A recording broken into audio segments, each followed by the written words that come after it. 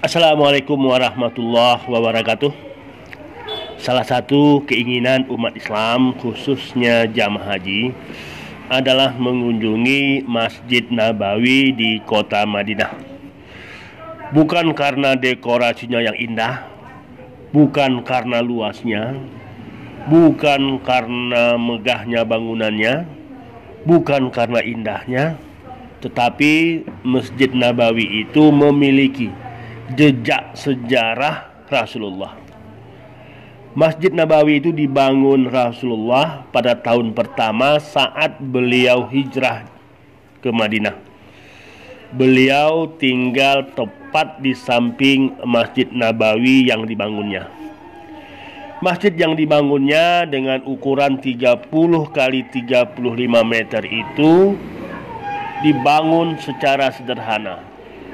Pelepah kurma digunakan untuk menutup bagian atap masjid.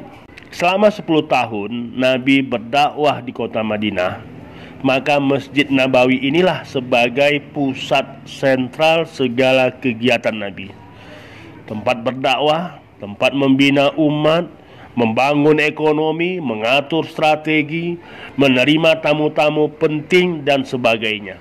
Semua itu dilakukan di Masjid Nabawi ini. Pesan kami untuk jamaah haji, bacalah kisah-kisah terkait sejarah tentang Masjid Nabawi ini. Tentu ini akan menambah kenikmatan spiritual ketika kita hadir di Masjid Nabawi.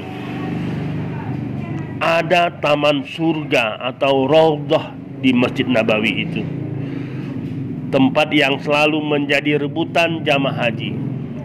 Banyak kisah di taman surga ini. Ada tiang-tiang di dalamnya yang memiliki cerita di masa Rasulullah.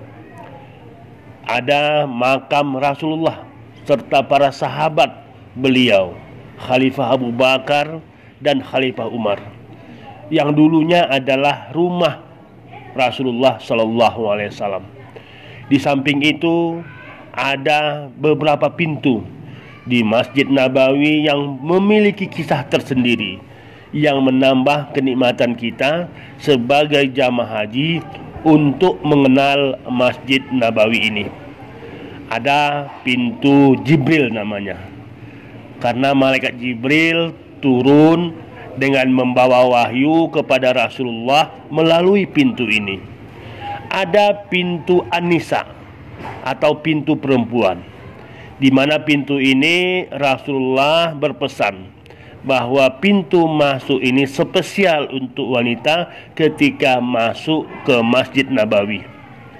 Ada pintu Abu Bakar As-Siddiq, dinamakan demikian karena lokasi rumah Khalifah Abu Bakar pas di posisi pintu ini, yang kemudian Khalifah Abu Bakar memberikan lokasi tanah ini infak untuk pembangunan Masjid Nabawi.